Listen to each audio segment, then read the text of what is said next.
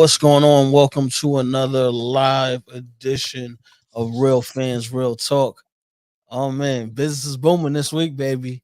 We got two big wins on this side of town. So y'all know I'm a happy camper. A lot going on in the sports world. But before we get into all of that, let me introduce my co-host, my brother Eric Sanchez, aka Legend in Two Games. What's going on, man? What's really good, bro? Hey, congratulations. Both your teams stepped up in a big way today. The refs might have cheated my Colts, but I'm not going to complain about it because I know it happened to you last week.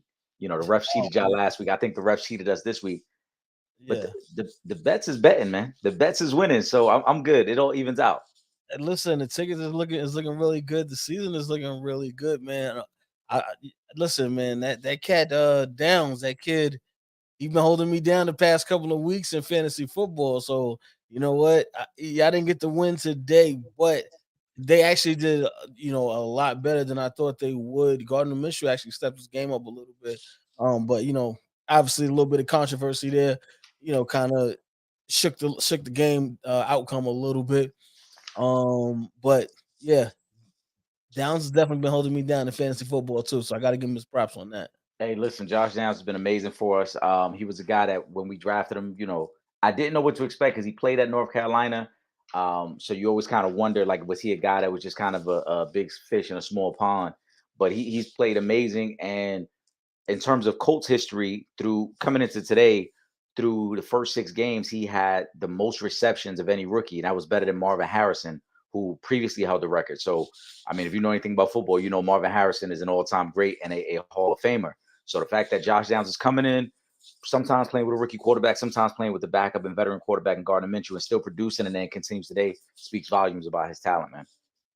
Yeah, they got a nice little offensive core there. Once they get settled in at the quarterback position, if Anthony Richardson can stay healthy, it was announced that he is going to miss the remainder of the season. I know you spoke about it last week when he got hurt, the injury. I didn't think it was going to be done for the season, but it is official. He is done for the season.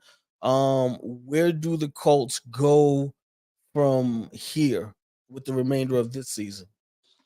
Well, my original prediction for this team was I thought their ceiling was really somewhere in the range of 6 to 8 wins. They weren't a playoff team. They're not built to be a playoff team just yet. The secondary is super young. The offensive weapons are very young.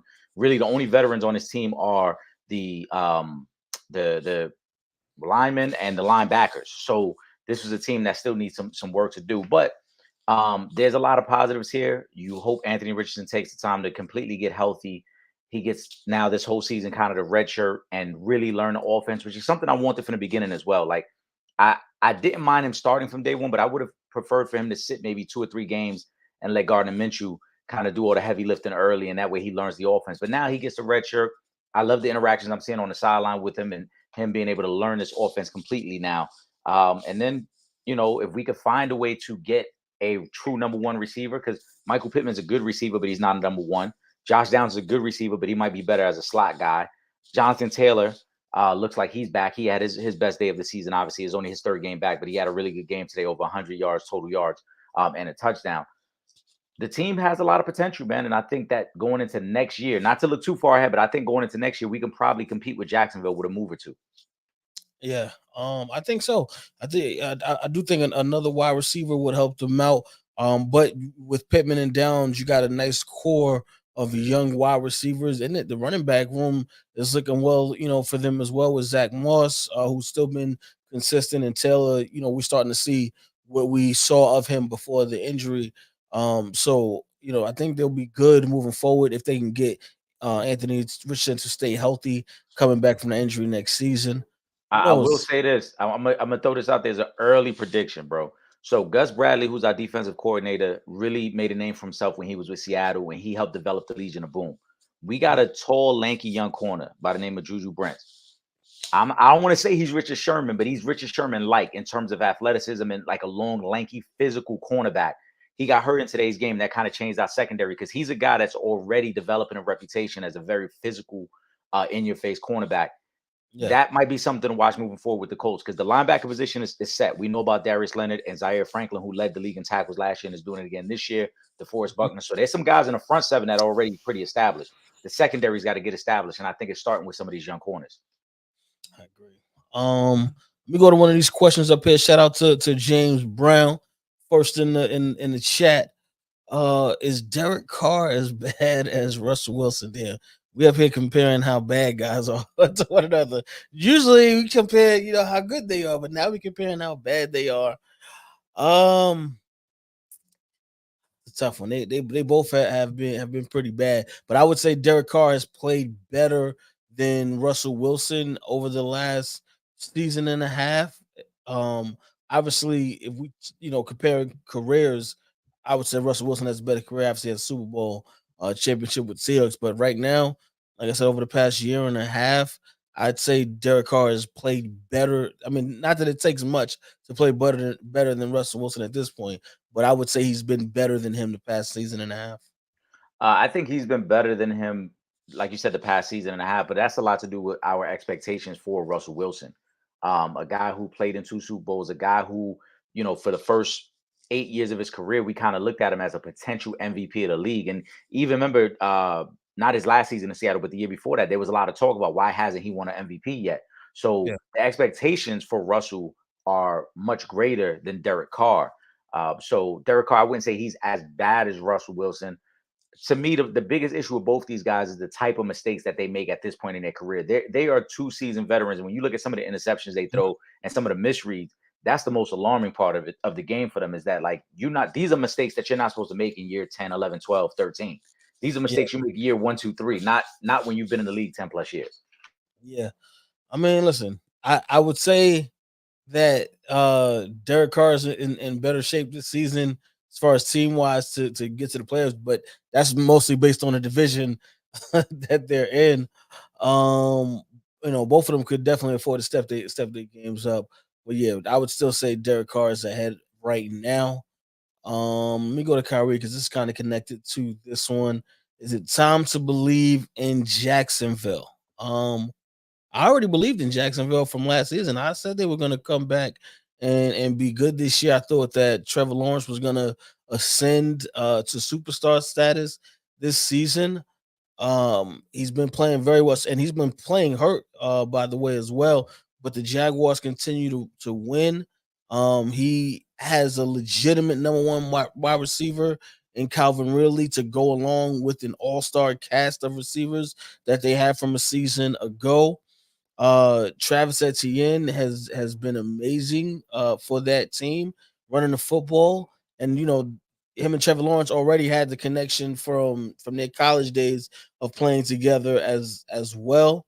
So the offense is pretty good, and the defense has been playing solid as well. And they continue, like I said, they continue to win football games. I think they were ranked over the past like season and a half, or the last, I want to say like 18 games. They're like 13 and 5 or something like that over the last 18 games. So yeah, the Jaguars are here. I mean, the AFC is tough anyway, and no matter what, the AFC is tough. But yeah, the Jaguars are here. I agree. We talked about this a little bit on Friday. The Jaguars were a team that I had as kind of my sleeper team this year. Everyone was going to pay attention to Kansas City, Cincinnati, and Buffalo. And then Baltimore was supposed to be that next tier of team. But I thought Jacksonville was kind of right there. Jacksonville kind of established themselves last year. They made the playoffs, right? Nobody saw that coming. They make the playoffs. They have the great comeback victory against the Chargers. And then they hung tough with Kansas City in the second round. But this is a team that now, adding Calvin Ridley to it, gives them a legitimate offensive weapon to go with Etienne, to go with Evan Ingram, to go with Christian Kirk. They got a lot of guys, a lot of speed on that offense. So Jacksonville is very good. I think the next month and a half, we're going to learn a lot about Jacksonville, because in 2 weeks, they get the 49ers. That is in Jacksonville. And then to start December, they have a tough stretch where they play the Bengals, the Browns, and the Ravens. So I think as we get deeper into the season, but more specifically over the next month and a half, we're going to really see how good this team is. They're 5-2. A lot of those major games are at home in Jacksonville, so they do have that advantage. But if they find a way to go 2-2 in that stretch, and we're talking about them in a few weeks trip as a team that's possibly 9-4, 10-3, then we can have some legitimate conversations about this team being potentially the 1 or 2 seed in the AFC. Right now, 5-2, they're good, but they got their best test coming up in front of them. And so far, the one time they were tested this year, they lost. That was the Kansas City game. I mean, That's Kansas City. Hey, look, I know. I'm just saying it. can't be mad at you for losing to KC, man. Well, but to answer Kyrie's question, right? If we're gonna say it's time to believe, you got to beat some of them up echelon teams Yes, too, though. absolutely, We absolutely. can't believe in you if you're only beating the teams you're supposed to beat. Sometimes you got to be able to win those games as an underdog. And like I said, those 4 games, I'm pretty sure they're gonna be an underdog against San Fran. I'm pretty sure they're gonna be an underdog in that Cincinnati and that Baltimore game. Maybe the Cleveland game they won't be, but I think right in those other games they will be. So if they find a way to go 2-2 out of those 4 games, then we're having a legitimate conversation about a real threat in the AFC. Especially if you run into the Baltimore offense that we saw today. So that's gonna be a tall task. Let me go to Kyrie's question. Shout out to the Bears, man.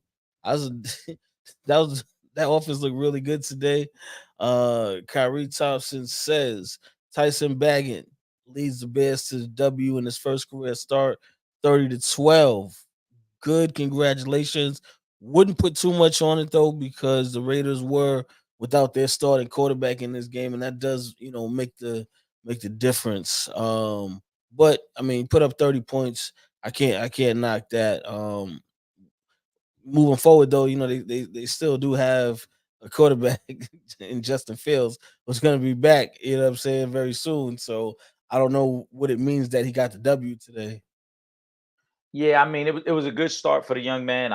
Again, I didn't know what to expect. This is a guy who was a Division II quarterback.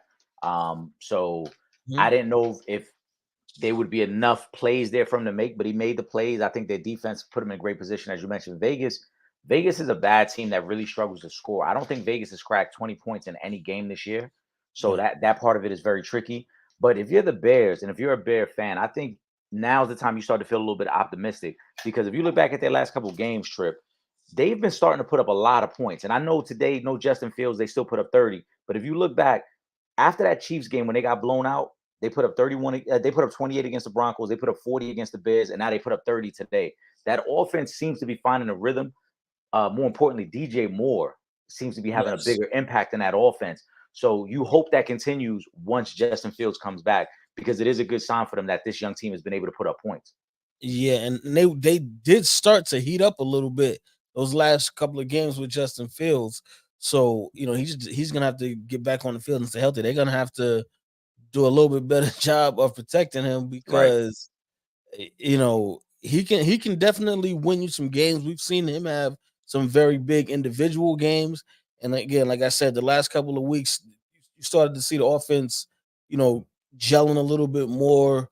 So and obviously, I don't think they're gonna make no noise this season, but just to start building that momentum, you have a solid young quarterback. You have a top receiver with DJ Moore. You Hey, have a pretty good running game. I know Herbert went down as well too, so that kind of sucks yeah. for their offense. But they got some pieces that they can build on, some things that they can build on, some positives that they can definitely build on. And they've got an interesting poker chip right now because they own the Panthers number That's right. first round pick, and right now the Yes. Panthers have the worst record, and that ends up being what we think it is, a 1 or 2.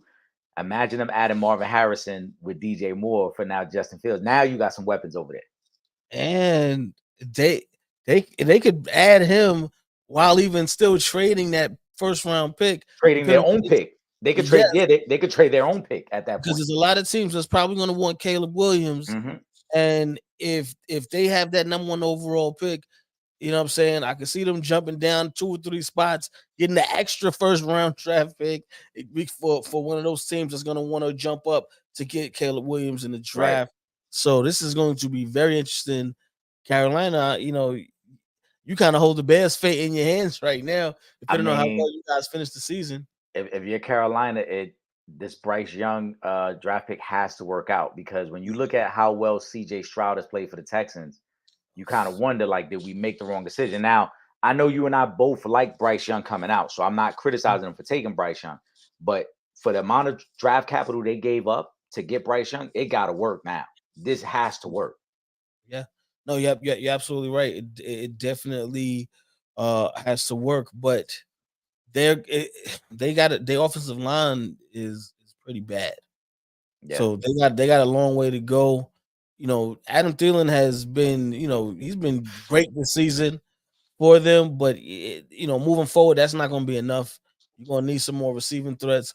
Miles Sanders, everybody was, they were up on him because of the year he had with the Eagles. But again, one thing I mentioned is they don't have that offensive line that the Eagles had. So he's not being able to do anything like he does not look like the same running back that we saw a season ago playing with the Philadelphia Eagles. And that is because that offensive line is horrible. They don't have too many weapons at receiver outside of Thielen. So they need a lot of work, but it's possible, yeah, they could lose themselves into the Chicago Bears having the number one pick again, and then trading it for a bunch more picks, and maybe even having the number one pick in the next draft because they were able to move that pick. Yeah, I mean, Miles Sanders, we knew it was going to be a struggle, but if you're Carolina, none of these gambles have really worked out for you. Nope. Trading DJ Moore and not at least keeping a legitimate weapon for Bryce Young. The old line is bad. Bryce Young has already been kind of beat up a little bit early in his rookie season, and then, like I said, then adding insult to injury, you see how well CJ Stroud has played in Houston, and then Yes. it's going to make you wonder, like, man, did we take the right guy? Should we maybe have been a little more patient with our pick as opposed to moving all the way up to number one? So they Yeah. got again, they still got a long ways to figure that thing out in Carolina. But for the Bears, like I said, it does become very interesting because the Bears are probably on the cusp of having two top five, top six picks, Mhm. and they'll have all the flexibility in the world, as you mentioned. Man, we could trade Dak, we could still get the guy we want, we could add more draft capital to this young team, we could add more pieces to this team. If you're the Bears, I mean, you got to at least be optimistic. Exactly. Hold on. Let me go to Derek Thompson's question. Tyreek Hill calls out Stephen A. Smith to say Tua is not worthy to be an MVP is just crazy to me, y'all. Agree with him. I mean, I would say he's the front runner for MVP right now.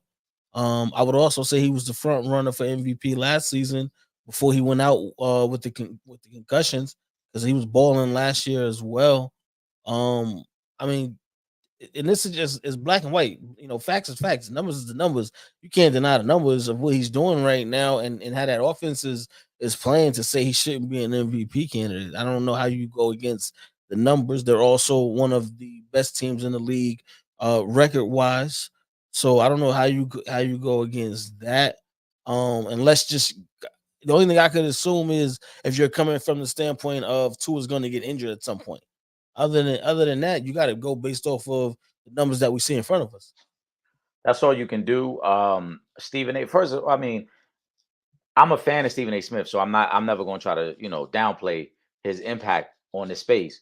But we know a lot of the things he says and a lot of things that are promoted on his specific platform. We're not going to name that platform, are clickbait. They are Yeah, things meant to create conversation and create outrage. Tua Tagovailoa, to me, only guy that's had a better season than him is Christian McCaffrey. So if we're gonna do an MVP ranking, the only guy that I would say you could legitimately put above Tua is Christian McCaffrey. Other than that, no one else has had a more impact. Now, if you want to say Tua doesn't have a signature win, if you want to say Tua has not beat a winning team as a starter, I get all that. They played Buffalo a couple weeks ago. They ished the bed, Trip. You know my phrase. They ished the bed there. They didn't play well. They get an opportunity. They get an opportunity to redeem themselves tonight because they get the defending NFC champs and the Eagles. If he plays well, whether they win or lose, if he plays really well, there's no way we could say he's not at least a front runner for MVP, especially now with McCaffrey a little banged up. Now, if he plays poorly, it will validate everything Stephen A. Smith said. So Tua gets an opportunity tonight to either sway the argument either way. Either Stephen A. was just, searching for clout, or Stephen A. was right on point with it.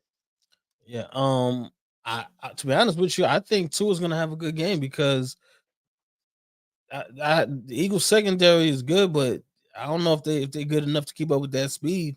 The way Tyreek Hill has been playing this season, and you got to put Tyreek Hill in the MVP conversation too for what he's been doing, uh, this season. Um, but yeah, going back to Tua though. I mean, yeah, like I said, the numbers are the numbers, man. You can't deny the numbers. But this is going to be a big game for him, a chance to send a message, and really put a stamp on his case for early season MVP if he can get a win tonight against the NFC champion Philadelphia Eagles, who have played exceptionally well. this season. Obviously, they had a little blip in the matrix, but this is against a team that is predicted to be at least in the NFC Championship game. This is the opportunity for Tua and the Miami Dolphins as a whole to really make a statement to say, we not just a regular season team. We are a legitimate playoff team. We are a legitimate Super Bowl contender. Here is your opportunity right now. Yeah, this is his opportunity. Like I said, this is the statement win for the Dolphins if they win tonight. If they win tonight, this is the statement like, all right, we are official, we have arrived, and we're here to show you guys.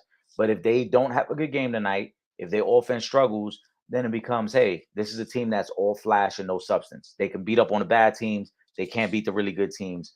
And therefore Tua should not be taken seriously. And it's crazy because we having these conversations and it's legitimate. Like I said, Tua has played well enough to be in the conversation.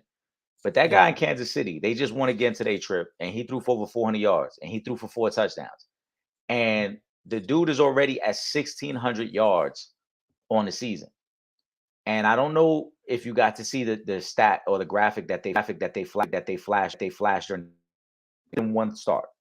So Mhm. coming into today, after 100 starts, Patrick Mahomes has already won 80 games. He's won 80 of his first 100 starts. He was just short of 30,000 yards already.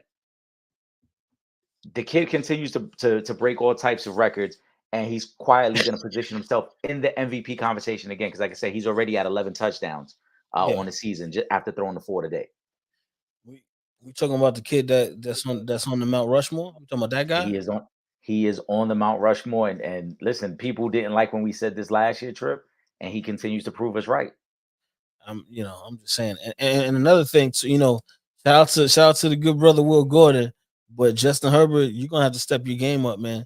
I've I been can't keep hearing this top quarterback for Justin Herbert, and he has not even got to the playoffs. He don't got no real, what I'm saying, big wins. And every time when you go up in these type of duels and you get outplayed like that, when Mahomes come in and put up 400 on you, and they don't even have, what I'm saying, wide receivers right now. No disrespect, but you know what I'm saying. But we got to call a spade a spade. They got threes at best. They got wide receivers that should be wide receiver threes and fours right now on that roster.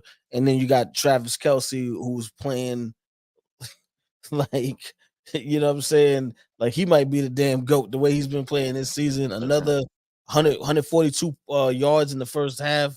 He's he's possessed right now. I don't know what's going on. He's trying to get back to back Super Bowl championships, and I'm not mad at him. But you got to do better than that if you're Justin Herbert, or we gonna have to stop all of this. He's one of the top quarterbacks in the league because the Chargers have been horrible this season. After finishing the way they finished last year, and then coming into this season, and obviously I know they're missing a couple of guys. Eckler's been banged up, but yeah, the 259 yards, one touchdown, two interceptions. two picks. That's not good enough for a top quarterback in football. Well, if Herbert was going to silence the critics, it was going to happen within the last 2 weeks. He had a bad game against Dallas at home. He had a bad game against a division rival on the road, and I think it solidified everything you just said about him. He's not a top quarterback. He's not a top tier quarterback. Talent wise, he is one of the best, just raw talent. But when it Yes. comes to actually playing the game, he's not. And shout out to Will Gordon. And I'm sorry to Chargers fans, but you can't continue to make excuses for the guy. At some point, winners win. And Mhm. Justin Herbert does not win. Like he's been in one playoff game, and they blew a damn near 30-point lead in that one playoff game. You could say all you want. Oh, they've had injuries, they've had this and the third. I watched Joe Burrow 2 years ago. Joe Burrow got the what beat out of him 2 years ago. Trip. Remember when they had the worst offensive line in football? Yes. And Mhm. he still found a way to win games. He had a playoff game where he was sacked 6 times, and he still found a way to win those games. He's had Yeah. games where receivers have gone out, where Joe Mixon wasn't healthy, and he still found a way. Joe Burrow been out there with one leg for the first month and a half of the season, and he's found a way to win games. Justin Yeah. Herbert, there is no excuse. If you're going to take that next level up, you got to start winning games. It can't just be about everybody else. And for the Charger fans, again, they love to blame Brandon Staley for all the shortcomings of this team. But they've had 3 games this year where they've had the ball in the final possession with a chance to win the game, and Justin Herbert hasn't done it. So you can't blame the coach when the ball is in your quarterback's hands and all we need is a drive and he can't give you the drive. Yeah, I agree. It is what it is.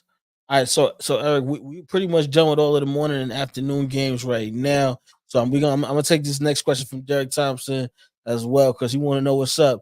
Sanchez, I know all of the games not done yet, but out of the games that's done, how many of your picks were correct? Talk to us. Let me go back. I got to tally it up, but I did. I was off on a few. I was off on a couple, especially on the early slate. I'm not even gonna lie. I was off on the Baltimore Detroit game because I thought Detroit would cover. I was off on the Commanders game because I thought the Commanders would cover, and I was off on the Bills game. Everything else I was good on, and then on the 4 o'clock slate, the Rams covered, Seattle covered, Kansas City covered, and I don't know what the final score in the Denver score. So you let me know there. So I think for the most part, like I said, I was off on 3 games so far through the first slates. And then we have the Sunday night, which I have Miami getting 2.5 points. Now it's up to 3 points. I think this got to be the signature game for Tua. So I think Miami wins tonight. And I got the 49ers tomorrow. Yes, I got them tonight as well too. I got Miami And tonight. I got the we, 49ers we tomorrow. had a couple tickets hit. We had a Kansas City ticket, same game parlay. I worked Kansas City's line down. They would have covered anyway, but I worked their line down to 2.5. I put Seattle at 2.5, and then I threw in the player prop. So I had Mahomes to throw for 225, which he went way above. I had Herbert to throw for 200, which he did. I had Kelsey at 50 yards. I had Keenan Allen at 40 yards. So that hit as well. That was a nice little ticket that hit on the afternoon slate. And we're gonna put something together for the 8 o'clock Monday night. We it's money making Sundays out here, Trip. You know that money making Sundays, baby. You already. I'm not even mad at that. Let me go to Ron's comment right now. But you did tell me you was a little iffy on one of these games there. I, But I I was told I you was my dead guys wrong about this one.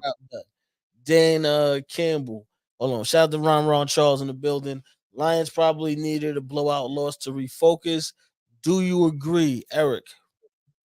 I mean, I don't know if they needed a blowout loss to refocus, not a beating like they took. But the reason I was wrong on this game, I'll admit, um, I like the Lions' offense, and we saw the Ravens in person a few weeks ago. Trip. The one thing that stuck out to me about the Ravens, I felt like their secondary wasn't as good as the rest of the unit. The linebacking core is really good. We know about that with Queen and Roquan, but I just thought their secondary would struggle today. But it didn't matter. They got so much pressure on Jared Goff. He really never had time to really exploit that down the field. And then Lamar was on fire. I mean, it just seemed like every possession they were getting down the field in 4 or 5 plays. It didn't even take long to get down the field. It'd be like 6 plays, 80 yards, 5 plays, 67. Like they were just moving down the field so quickly. This game got away from them really quickly. For the Lions, you got to refocus. And this is one of them situations where now you got humbled and now you got to be better moving forward. Yeah, this is actually for the Lions a make or break point on the season because you have to come back next week and rebound and get a win no matter what. Because if you come back, if you next week and you lose again, then that morale starts to drop a little bit.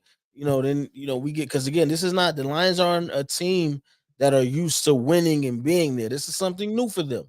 It's a Playing with relatively younger expectations. team. Yeah. Yeah. So now you cannot come back next week and then lose again because that could start a streak.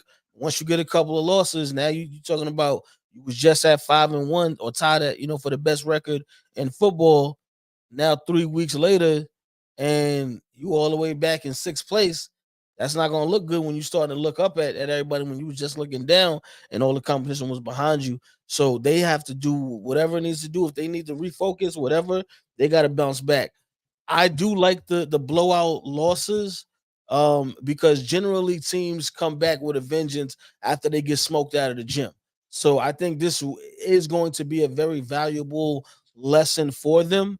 But the coaching staff is really going to have to be talking to those guys this week because you have to keep the mental game as tough as possible, even in a tough loss, like this one. And on the other side of that, this the Ravens team that we saw today, that team can not only get to Super Bowl, but they can win a Super Bowl if they're gonna get that from them. when we went to the game, they were missing a couple of key pieces That is on true. the offensive line, with Staley being out, but more importantly, because you talked about the secondary, Marlon Humphrey wasn't at that game, and now That you're talking about yep. this is about the second week back for Marlon Humphrey. So now he's starting to get into the feel of things. We know what Roquan Smith has meant to this defense since he's been in Baltimore. So now if we can get that consecutiveness on both sides of the football, obviously it would have been nice if J.K. Dobbins didn't get hurt, but with Lamar Jackson playing like that, not only passing as well as he is, running the football, scoring touchdowns with his feet and with his arms. Mark Andrews, I think, is the second best tight end in football, and we saw that today with the 2 touchdowns. So I love what I saw from the Ravens today, and I'm just hoping that we can continue to build on this moving forward. Yeah, the Ravens looked phenomenal today. For the Lions, two things I think that work in their favor. So one, next week they play on Monday night, so they get that extra day to prep. But the second, and probably the most important, is that they get the Vegas Raiders next week. That's a win trip. I'm willing to just put that out there right now. They're gonna win next week. They'll We feel better. great about themselves. Yeah, they'll feel great. They'll feel great about themselves in a week. They'll be fine. Now, don't let it be one of them games though, where it's like you are so much in the mindset of we supposed to smoke this team, and you go out there and lose because that happens. So you better be on your A game still. Don't go up in there playing around thinking it's your sweet because it's not. And as my fourth trip, I didn't mean to cut you off. I was just because as I got an alert, so as we were recording, so two things happened. So Denver did beat Green Bay. They held on to win there. And there was a controversial ending on a missed call in the Steelers game. The Steelers end up upsetting the Rams.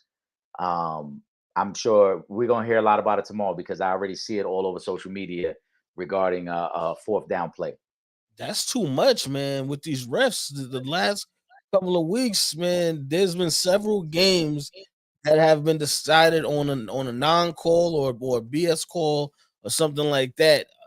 We're gonna have to do something with these refs, man. They gotta be held accountable too now. You can't just be Yeah, costing teams games because we're talking about football. Them, that one game that you cost the team could be the difference in them getting to a Super Bowl, but it could also be the difference in whether or not they get that number one overall pick in the draft. So we gotta do something with these refs, man. They gotta get their act together. Because yeah. that's now it's happening too many It, times we're seeing it. right, especially for like fringe playoff teams. Like the Rams aren't a definitive playoff team, so they need every win they can get. Same thing with like the Colts today. We need every win we can get. Exactly. Yeah, exactly. Ron is back. Congratulations to Bill Belichick on the 300 regular season wins. Absolutely.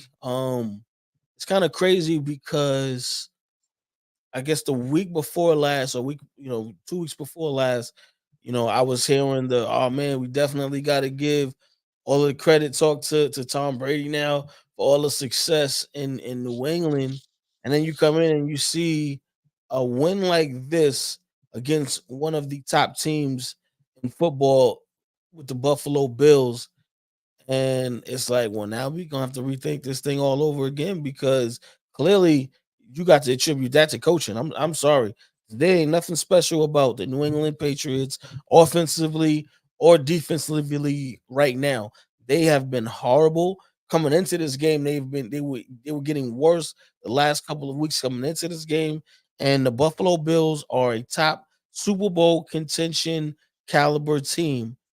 And they stopped them today to get 300 wins for Bill Belichick. I think we got to put a Um, little bit more respect on Bill Belichick's name too. yeah, I mean, I'm be honest. I am concerned with Buffalo. Their performance the last 2 weeks.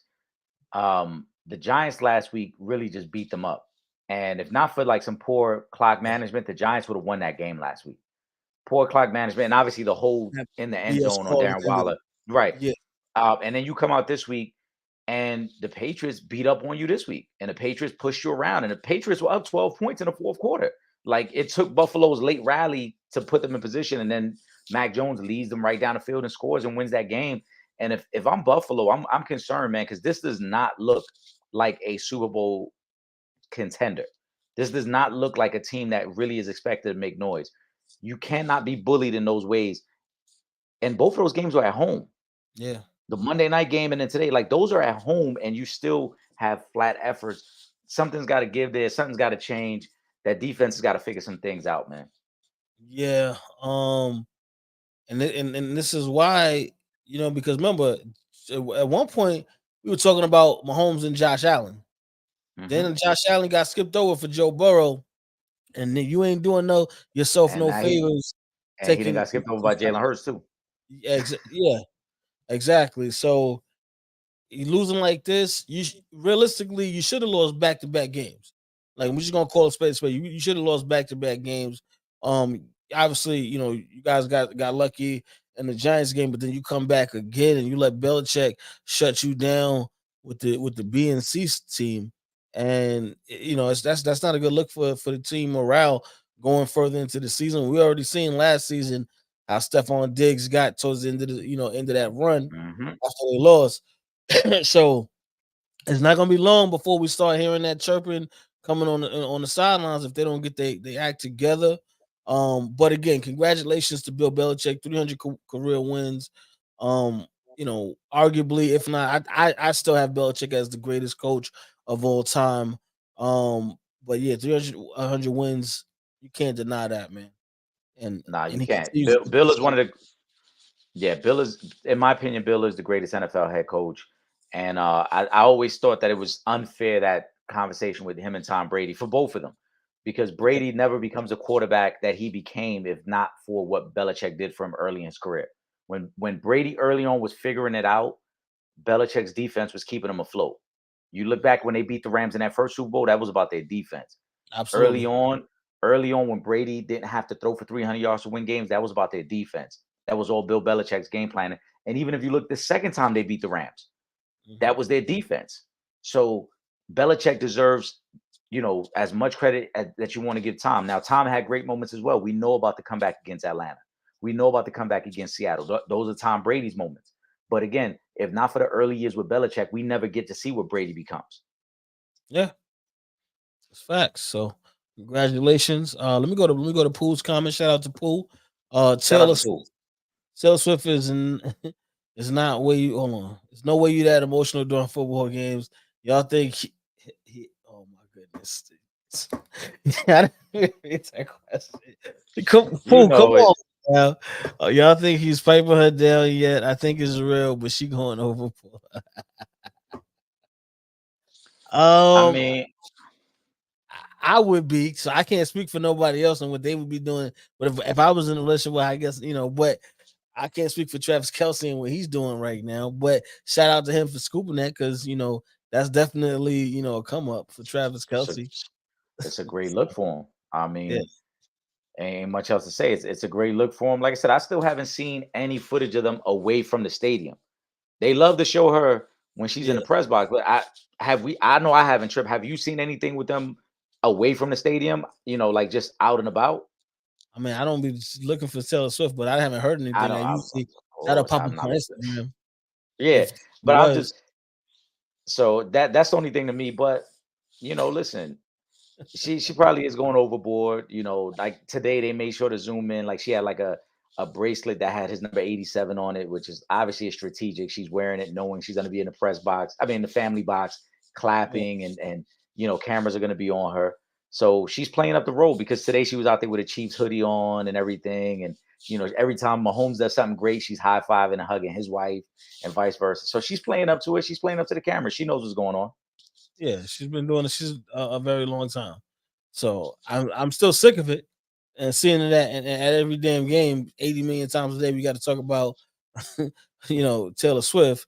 They even had the thing that announcer made the whole thing about the Kelsey standing next to the lineman whose last name, you know what I'm saying, was Taylor. I'm just like, all right, man, enough is Yeah. enough. I'm Yeah, that's what I mean. tired of You it. know, I'm tired of it. it's But it's a bit much, but we know what's up. We know what's going on here.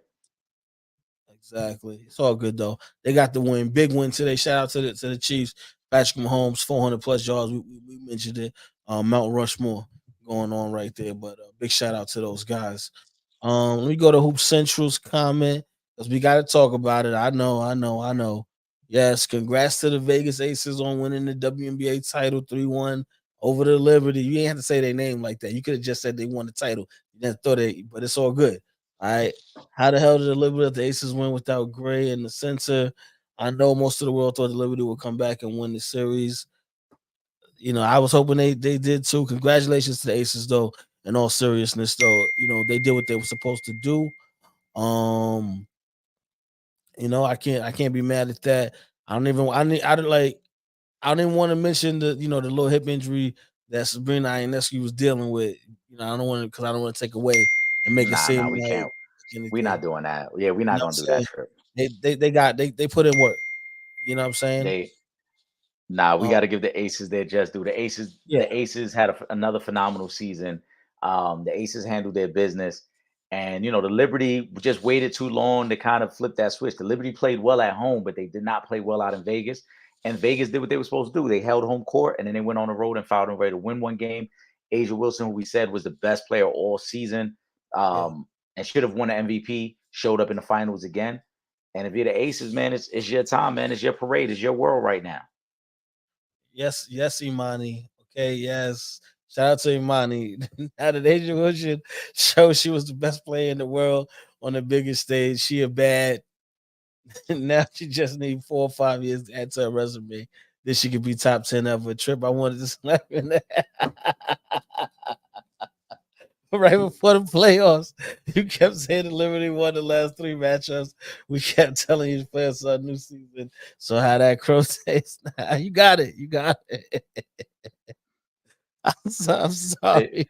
they not let they not Worthy. gonna let you lay that down, Trip. I'm not worthy. I'm not worthy. I'm sorry. I'm sorry, man. Congratulations to the Aces. Yes, they did what they were supposed to do. I'm happy for them.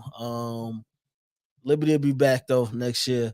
But congratulations again to the Aces. They put in work and they deserved it. Well deserved. 3-1. You can't deny that. All right. So congratulations to the Aces. Are you happy now, Imani? Okay, you got it. All right. That's it. I'm focused on football season now. Okay, that's it. WNBA is over. Congratulations, ladies. I'm gonna see y'all next season. I'm gonna be back rocking with y'all, back supporting all of the ladies next season. Let me shout out my cousin Shanae would Grow Our Game. She got the young ballers out there. She's been doing the coaching thing for a while, and they're all over the place right now. So big shout out to Grow Your Game as well. Let me see. Hold on. Let's we might as well run through these WNBA comments since we Let's here. get to it. Brianna Stewart in the finals looked like ish outside of one good game. Jonquil Jones was their best player. Jonquil Jones is an MVP herself, and yeah, she was. She was holding them down. I think she ran out of gas, in that last game because she was carrying that team. I'm sorry, throughout the finals, it was her, and that was pretty much it. Vandersloot came alive a little bit in that last game, but it was really all about Jonquil Jones. Brianna Stewart was average at best in the series. Mhm. I definitely think she, needed to do more. And she's someone who's been there before. So I'm sure, you know what I'm saying, this is a blip in the matrix because she's done it before. It's not like she's a player who we've never seen get it done and then it happened again where she couldn't get the job done. But it wasn't her series. It wasn't. No, Shout out to Jonquil Jones and what she did though, but it wasn't Stewie's series. no, it wasn't. And like I said, the Liberty just took too long to get involved and really turn it up in this series, and that's what happened. And then Stewart didn't play well. Sabrina didn't really play well. John Quell was amazing throughout the series, especially Game 3 to kind of stave off elimination. But listen, in a short series, because that's what it is, it's the best 3 out of 5. If you don't play well right out the gate, these things happen. You could lose, man. So lesson learned. You got to come back better next year. Facts. James Brown says, "Congrats to Candace Parker on becoming the first WNBA player to win 3 titles with 3 different teams. She played about 20 games but missed the playoffs. That is a great accomplishment.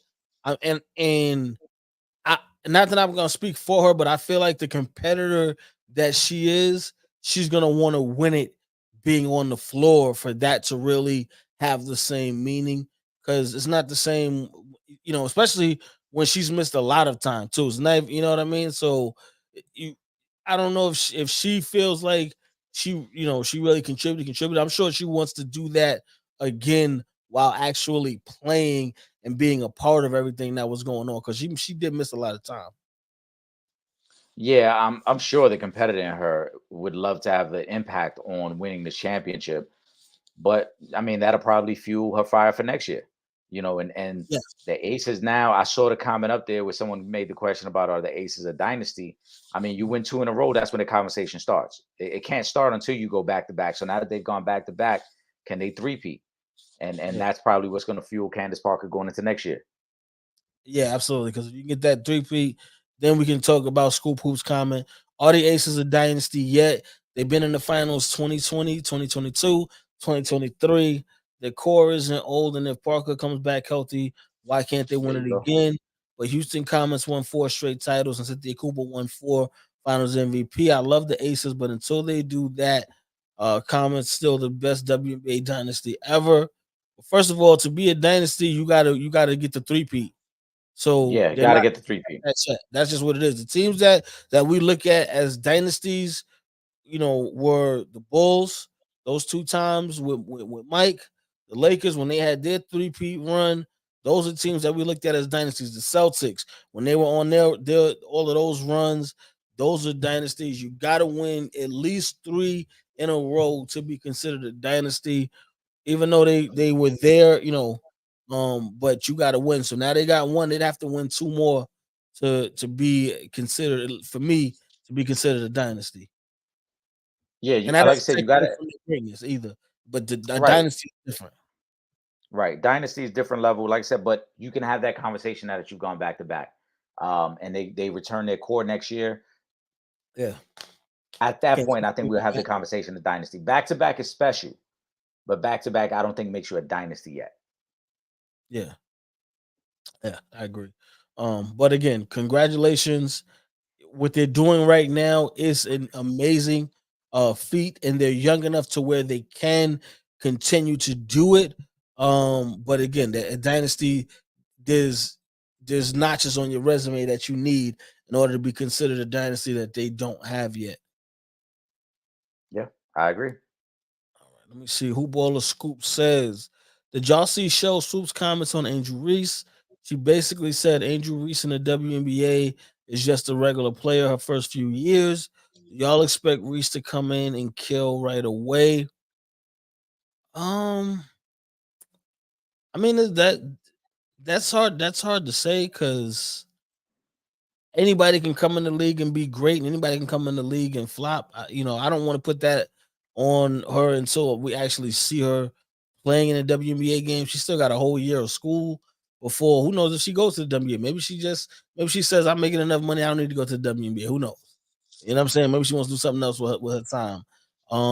So we don't even know yet. She's a year away from being able to even play in the WNBA. I'll tell you this though, she's gonna have the star power going into the WNBA no matter what you say. However, if she's good or bad, she's coming in as a star. I think the comments are a little unfair from Cheryl Swoops to say, she's just a regular player in her first few years. But in order for her to kill, it's possible she comes in and kills. I mean, but what are we really talking about? Like define kill. Like, are we saying that she's going to be a all star and a MVP candidate right away? Probably not, because there's a lot of talent around the league. But can she come in and be an impact player? Absolutely, because as you see right now in LSU, she's a person who impacts the game on both sides of the court, defensively and offensively. So even when she gets to the next level where her offense may lack, she'll still have that defense. She'll still have that ability to block shots and defend on that side of the court. So I think she will be an impact player. In terms of kill, probably not. Probably take 2 years to really find her niche and polish her game at that next level. But again, those comments are so unfair for young players coming in because there's always that adjustment period that first year. Exactly. And that's you're absolutely right, Eric.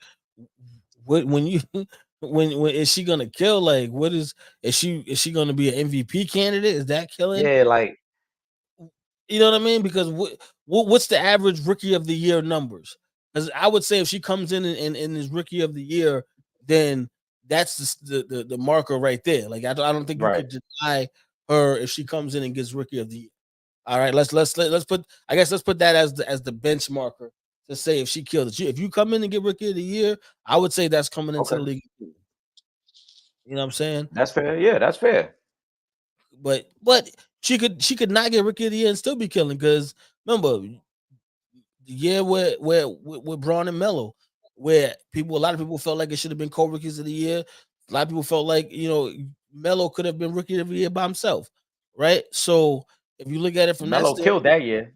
that's what I'm saying, right? Melo killed that year, so you don't even. I'm saying that's the marker of her being rookie of the year, but the reality is she could come into the league and have a great year, but not get rookie of the year, and we could still look at it as her killing. Right. You So, know? and like I said, when you're talking about players like Angel Reese who affect both sides of the court, they're gonna have an impact no matter what. Like she's not gonna come in and just be a scrub. She's not somebody who is like a volume shooter who needs a bunch of shots for her to be impactful. She's gonna impact the game no matter what. The question is, I think for me, would be is her offensive game gonna grow enough where she could be a consistent offensive threat at the Yes. next level? Because defensively, we know what she's gonna be. Can Hmm. she offensively be consistent enough where it's like now you got to respect on that end of the court too? Absolutely. Let's see what we got here. I'm gonna go to Hoops Nation. NBA season starts Tuesday. Lakers at Nuggets, Suns at Warriors. Give me y'all picks for opening night. Um, First of all, let me just say this. I think both of those games are going to be crazy, and I can't wait for the season to start. I might even put a little ticket in that night, just to start the Oh, season off right. You know what oh I'm saying? yeah. I think that's necessary. Obviously, I'm not gonna pick against LeBron in the open. I don't care who they got. I just can't do it. I can't pick against LeBron. So y'all already know I was gonna say the Lakers in that game. But Suns Warriors, I ain't gonna hold you. I'm on the fence on this one because a big part of me is leaning towards Golden State in this game. I don't know why, but a big part of me is leaning towards Golden State in this game. Because I feel like I want to have to see Phoenix first, just because just from the roster that's been constructed, I already know this is not going to be no super defensive team. That's first and foremost. I know the Suns don't have any depth. Really, obviously they got a bench, but they ain't nobody. There's no real legitimate depth there. And what I've seen of Golden State, I kind of like, what I'm saying, how they've been playing together. What I saw in the preseason. Um, Obviously, Chris Paul. We're not gonna really see it until the season starts. How well that thing is gonna fit. How well the pieces are gonna fit. But I still think that Golden State is gonna be good. And in a game like this, I feel like I don't know. I'm just leaning towards Golden State in this one. Yeah, I'll start with that game, and I agree. I think Golden State will win on opening night. We got to remember, Phoenix long term might be better than Golden State, but to start out, there's still going to be that kind of feeling out process because there's no legitimate point guard there. Bradley Beal's got to kind of find his spots in this team, and Kevin Durant, I think, is still trying to find his way with this team and a new head coach. So I wouldn't be surprised if the first couple games look a little awkward for Phoenix before they figure it out. So that's why I like the Warriors there. The Lakers Nuggets game is going to be super interesting because the Lakers have already let it be known that they're taking it very personal, all the jabs that the Nuggets threw at them this offseason. And low key, nobody really talking about it, but the Nuggets not having Bruce Brown is a big like missing part of that team. He was their best defensive perimeter player, and now Yeah. without him, you wonder how that works for them late game situations. The Lakers, I love the addition of Gabe Vincent, so I do like the Lakers. I agree with you, Trip. I think we might be having to go half and half on a ticket here because I do like the Lakers for that first matchup, just because I know they're taking it so personal. Hmm. And then on the flip side, I think Phoenix is probably going to need a couple weeks to figure it out and gain a rhythm before we start seeing the best version of Phoenix. Absolutely, absolutely. Let me see. Let me go to Kyrie's. We're gonna start running through these comments because it's almost time for that game. And that game tonight, that Dolphins Eagles game, we trying to both sit up and put our feet up and watch that. Plus, we Hmm. got to take a little minute to get the ticket right. So let's Hmm. get through these comments. Shout out to Kyrie Thompson. NBA season is here. So some preseason predictions. Who's y'all MVP? Who's y'all rookie of the year? Give me your finals teams and a winner. I know we haven't seen no one play, but it's fun to predict. Yes, it is always fun to predict. I'm just gonna start with the rookie of the year. If I mean, from what I've been seeing and what I've known, I just gotta say, Wimbyana, I'm sorry, that brother is cold. As long as That's he a fact. stays healthy, I think he's gonna be the rookie of the year. And there's like, and shout out to Chet Holmgren because I think he's gonna come in and play well. I do like what I've seen of him, but when watching Wimby, I don't know, it's different, man. It's different. So I got Wimby as rookie of the year. MVP, I think that for me that one is up in the air. But I will say this, right? I'm gonna lean towards Giannis this season because I just feel like Giannis is gonna come into this season with something to prove. So he's gonna be my front runner candidate for MVP this season. Um, but I'm gonna throw this out there. I'm gonna throw a dark horse candidate out there for you, and that's Anthony Davis. That's my dark horse MVP candidate. All right. Okay. So those two awards right there. And as far as finals, if and I'm basing this on this, obviously everybody's staying healthy. I'm gonna say Milwaukee versus either Denver or LA. Okay. I'm gonna go rookie of the year. I think Wimby obviously has to be the favorite, but I'll throw somebody else out there as well because you mentioned Chet. And I like Chet a lot. I think in terms of a situation that is perfectly catered for a rookie to kind of just go off, is Scoot Mm. Henderson. Scoot Mhm. Henderson is going to have a high usage rate. He's going to have the Yes. ball in his hands damn near every possession, Mhm. and they're going to give him the Russell Westbrook treatment. It's going to kind of be like, you lead us, you do what you want out here. And Mhm. with his athleticism and with some of the highlights that I expect him to put together this year, and I also think Portland's team is a little better than San Antonio. So they might be a little bit of that bias too, where Portland might win a lot more games. So therefore people might lean towards them. So I'll say Scoot as opposed to just going Wimbenyama, going chalk there. MVP, I'm leaning towards Jason Tatum because I think Jason Tatum takes a big leap this year. And historically, you always, aside from the year that Russell Westbrook won it, historically, you got to be one of the top three teams in your conference to win the MVP. So we Yeah. know there's voter fatigue when it comes to Joker. We know there's a little bit of voter fatigue when it comes to Giannis because he's already a two-time MVP. Though Embiid might be a guy worthy of another MVP, Embiid ain't gonna get it. So I think Tatum, because I expect Boston to be the number one seed in the East. I expect Boston to be a 60-win team.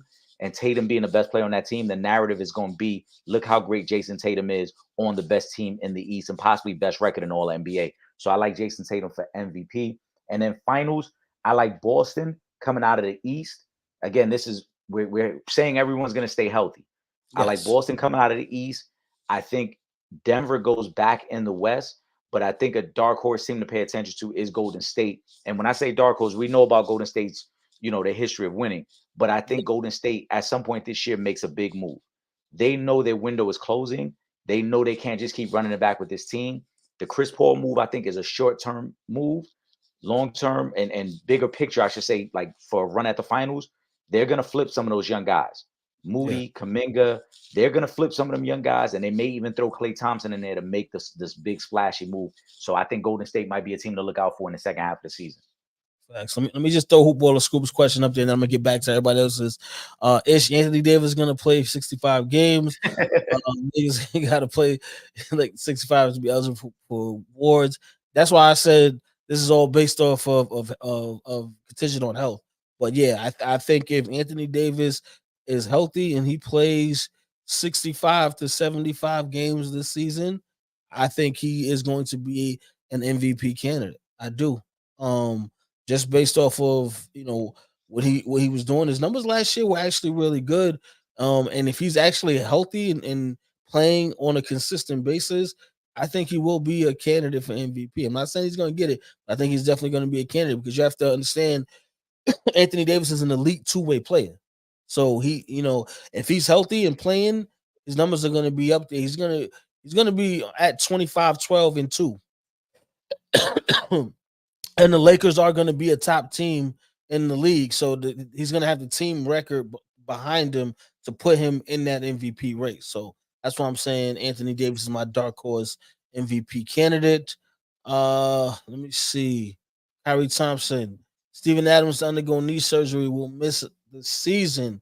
Yes, that is a big loss because one, he's your defensive anchor. Two, he's one of those veterans that can actually talk to guys. He's respected. So that's going to be a big loss for them, especially when you're talking about you're already not going to have John Morant for was it 22 25 games. 5 games 25 to games. start the season. You're already not going to have John Morant, which means that everybody's going to have to step up. You don't have Dylan Brooks anymore, who was a big part of what they were able to do last season. He's gone now. Obviously, you have Marcus Smart in, but there's nobody handling the ball. Who I don't know, who's going to really run the offense for them in these first 25 games. And then now you don't have your offensive anchor and you don't have your defensive anchor for the entire season. It's going to be a tough year for the Memphis Grizzlies. I agree. Steven Adams, we saw last year when he went out how this team kind of fell apart. Steven Adams is a big part of this team in terms of defense and leadership. Without Steven Adams, you're relying on a lot of young guys who have never played deep into the playoffs, Yeah. and that's a problem for them. I also think that with Memphis, there's so much going on in that locker room already with Job missing time, and then when Job comes back, you kind of needed that stabilizing force, a veteran who can kind of protect some of them younger guys from things getting out of control. Also, we can't forget, even though Jaren Jackson won Defense Player of the Year last year, he's literally in foul trouble every game. So now your best big man is a guy who probably can't play more than 34, 35 minutes a night because he's consistently in foul trouble and you don't have that security blanket of a Steven Adams. So I agree with you, Trip. There's gonna be some struggles there in Memphis very early in the season because you gotta acclimate Marcus Smart to what you're doing. You don't have your best offensive player, you don't have your best defensive player, and there's a lot of uncertainty about what's going on with the direction of that franchise right now. Exactly. Hold on. Let me throw Derek Thompson's questions comment I up there. laughed when I saw this one too. Trip, how you know the Lakers gonna be one of the best teams? You said it like you so. I do, man. I listen, man. I made the calls. Listen, y'all know I be around some people that be around some people. That's how I know they're gonna be up there. Watch. The Lakers is gonna be top three in the West at the end of the season. Top three in the I, West. though I don't completely agree with Trip. I will say to his credit, after the trade deadline last year, the Lakers were one of the best teams in all the NBA.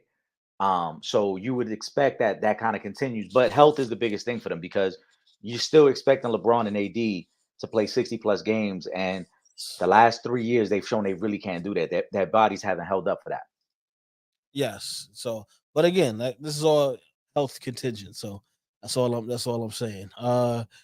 James Brown. Did y'all see Jordan Poole? 41 points in 3 quarters.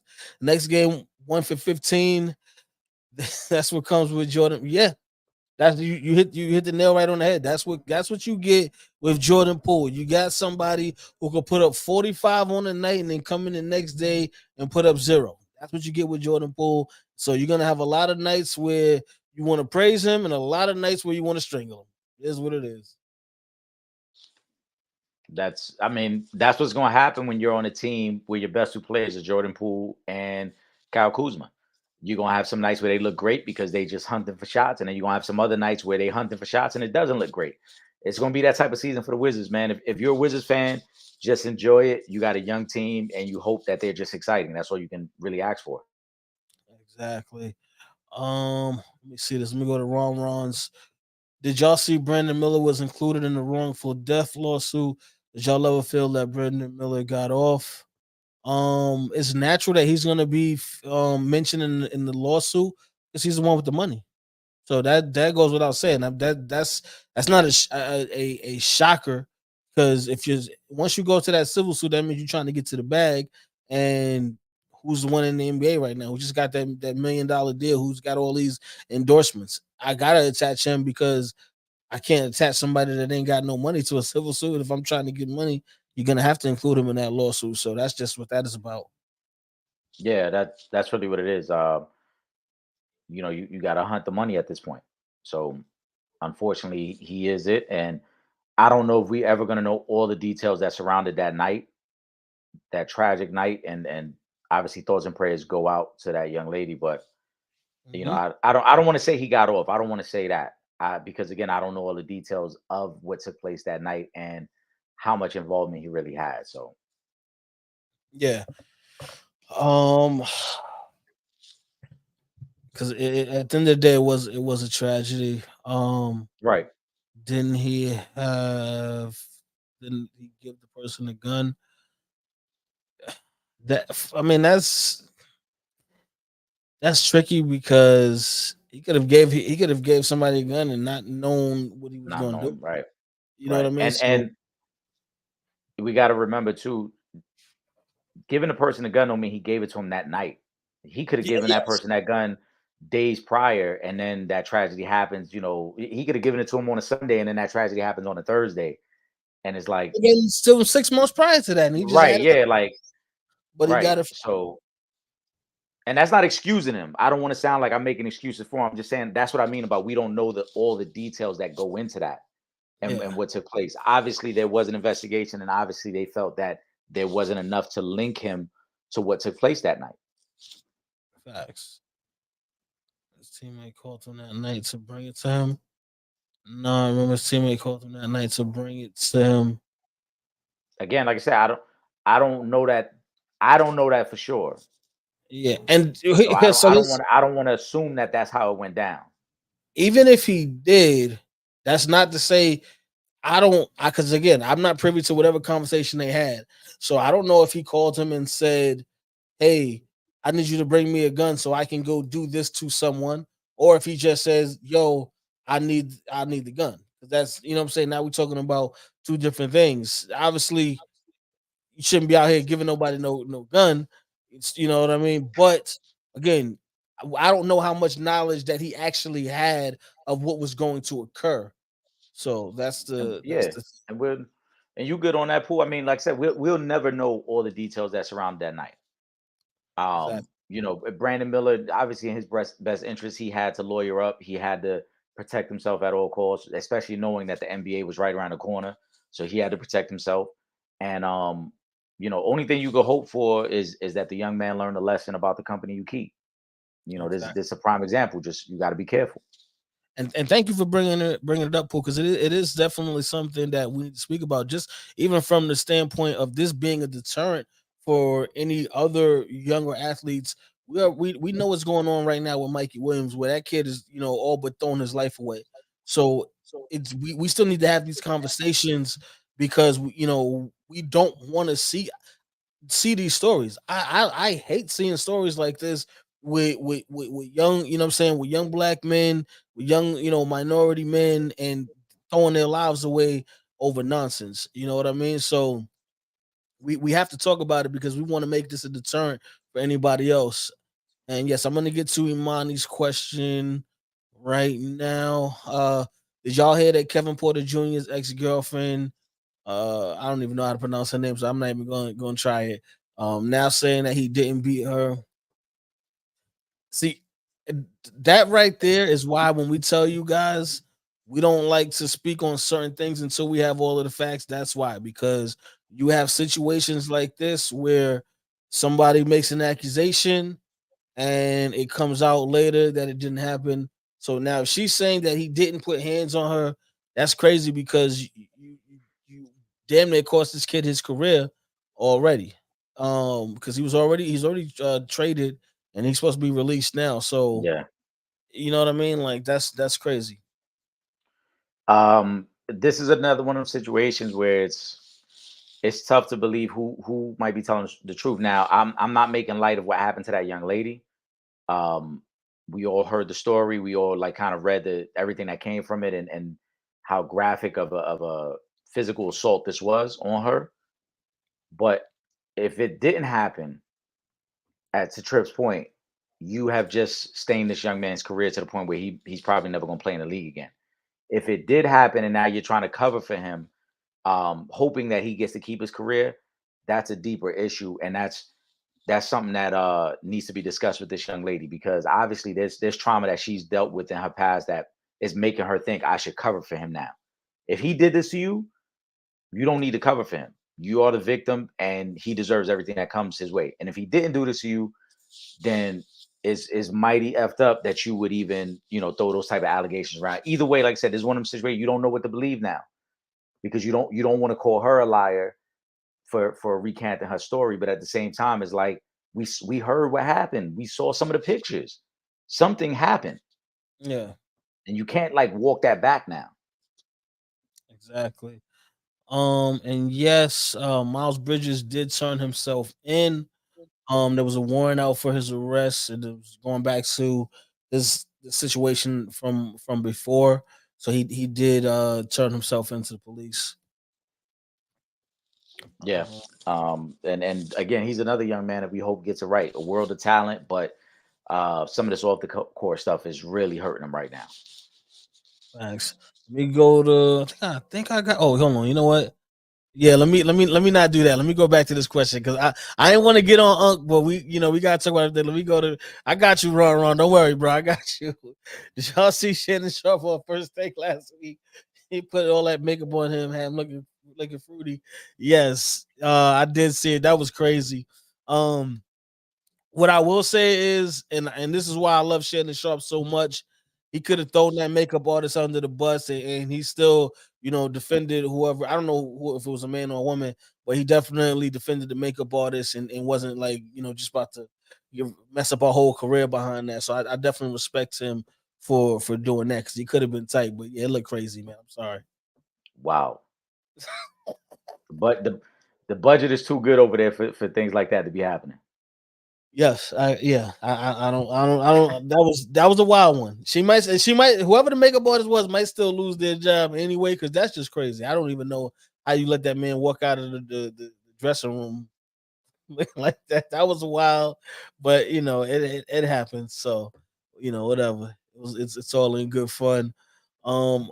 Make sure you guys are locked in with us on all our social media: Instagram, Twitter at Real Fan Talk, Facebook.com/Real Fans Real Talk. And of course, subscribe to that YouTube channel, YouTube.com/, For the Fans Productions. And again, if you're not in New York City on Thursday nights and you can't watch us on TV, on Verizon 43. Don't worry, you can watch us from the website anywhere in the world, realfansrealtalk.com. Just click that red button on the home page and you are good to go. Also, make sure that you guys are subscribed to both the Sanchez Show and the Real Fans Real Talk podcast, streaming on all major platforms. Eric, you want to give us a final thought? You already know, man. As always, want to thank the supporters, man. Y'all could be anywhere in the world, y'all rocking with us, and y'all don't know how grateful we are that when we lock in and get ready to record, and we already see the comments, man. Trip and I, we start laughing immediately, like, man, they rocking with us, and we greatly appreciate it. Um, Ron, we're gonna tease it soon. We see your question there. Trip, throw that one up there, man, because I want to end it off on that one. I'm not gonna tell him who the guest is. Exactly. He said, great show tonight, fellas. Any guests y'all want to tell us about it, keep it in the bag. We got one coming up. Trip and I were talking earlier today. Somebody that I had the great opportunity to meet today that's already excited to join. We're not going to tell you the name yet, but we will be putting out a teaser very soon. And when I explain to this gentleman how the show works and how interactive it is, he's super excited to hear some of the questions you guys have. So I think you guys are going to love it, especially with the climate that we're in right now, not only in the sports world, but politically. I think this gentleman is a perfect guest for us right now. So we got something in store. And I know Trip is always working behind the scenes for Shamika Holdsclaw. We know everybody wants it. Trip is trying to make it happen, y'all. I'm Don't working forget, on it Trip, right they remind you every week. Trip, trust me, Trip knows. But nah, like I said, man, we greatly appreciate you guys, and we look forward to continuing to interact and engage with you guys online. And in the near future, I know we're gonna get back to the 2K tournament real soon. Trip, we gotta have the people come out, man. You guys got to come Yes. rock with us, whether that's the 2K event or any other charitable event that we do, man. So we look forward to meet you guys in person because of all the support you've been showing us. Absolutely, absolutely. And shout out to Big Gene. He pulled up on me the other day and he dropped off something exclusive for y'all. He wanted to everybody knows the viral moment with Mace talking about what he was doing the night that Big got killed. And he said Big Gene had to save him from like 70 bloods in a hotel. So Big Gene came through to adjust that right here. And he did that especially for the Real Fans Real Talk family. He shouted y'all out and everything. I'm gonna drop the video soon. It's been a crazy week, so I haven't been able to get to edit like I wanted to. but he definitely spoke about that whole event and two other times that he had to save Mace's life too. But he gave that to, just for y'all, exclusively for the Real Fans Real Talk family.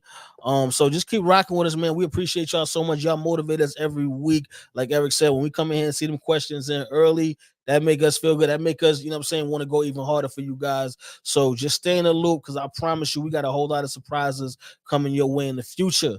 With that being said, for myself, Trip Young, and my brother, my co-host, Eric Sanchez, aka Legend in Two Games, we up out of here. Peace. Peace.